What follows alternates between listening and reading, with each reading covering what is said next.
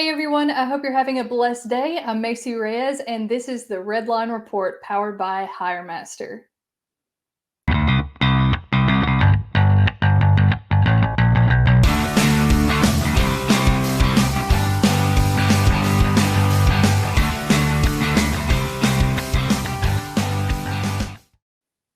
The Biden administration has announced that $2.1 billion will be funded to help strengthen the supply chain.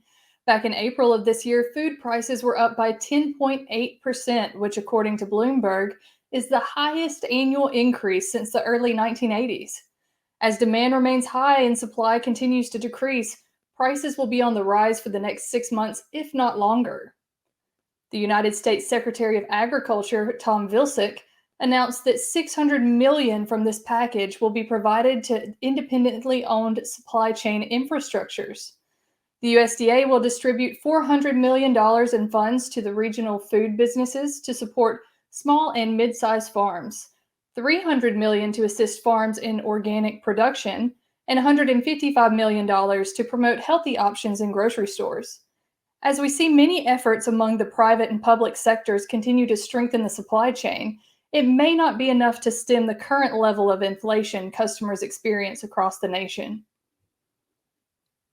As summer approaches, the produce season typically kicks into high gear, but this year is trending much lower. According to DAT Freight and Analytics, reefer truckload volumes, both domestically and internationally, are down 22% year over year, its lowest measure in 5 years. Imports from Canada, however, are up 31% year over year as supply chains look to new markets to meet consumer demand. Blueberries is one commodity dependent upon the global supply chain, as 28% of U.S. consumer demand is met through imports from Mexico, Chile, and Peru. The remaining production originates in New Jersey, California, Florida, and parts of the Pacific Northwest. Over the next few months, 27,000 truckloads of blueberries will ship across the United States, although according to Kevin Shuley, executive director of the North American Strawberry Growers Association, quote, "Besides the highly shippable berries from California and Florida, berries are a particularly regional product sold not far from where they're grown," end quote. The war in Ukraine is starting to have a devastating impact on the world's food and energy supply, as the shipping ports in Ukraine have been blockaded for months by the Russian military.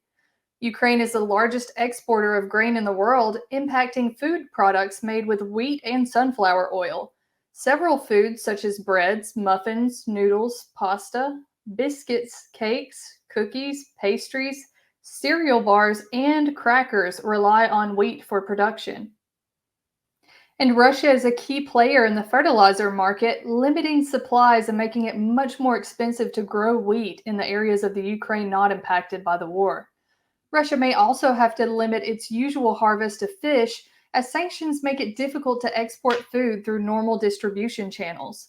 Between its inability to export food products and crude oil to the world, along with the blockade of the Ukrainian ports, the United States Secretary of State Antony Blinken accused Russia of holding the world's food supply hostage. Some good news in the industry this week: the Shanghai lockdown has come to an end as of last week. Ports in the region are now in overdrive to fulfill backlogged orders to relieve some of the pressure. Although the port was still operational, the reduced capacity had a significant impact on freight volumes that were able to be processed. Prior to the lockdown, one-fifth of China's shipping volumes were handled through the Shanghai port. With limited capacity during the shutdown, many shipments were rerouted, postponed, and even canceled. According to the New York Federal Reserve's Global Supply Chain Pressure Index, quote, "Supply chains are under unprecedented pressure and have been getting worse recently," end quote. With the Shanghai port opening up, pressures will begin to ease within the supply chain, and we may start to see some semblance of normalcy throughout the next 6 months to a year. And that's all for this week's Redline Report. I'm Macy Reyes. Be sure to follow or subscribe to catch each episode, and leave us a like and a comment. We'll see you next time on the Redline Report powered by HireMaster.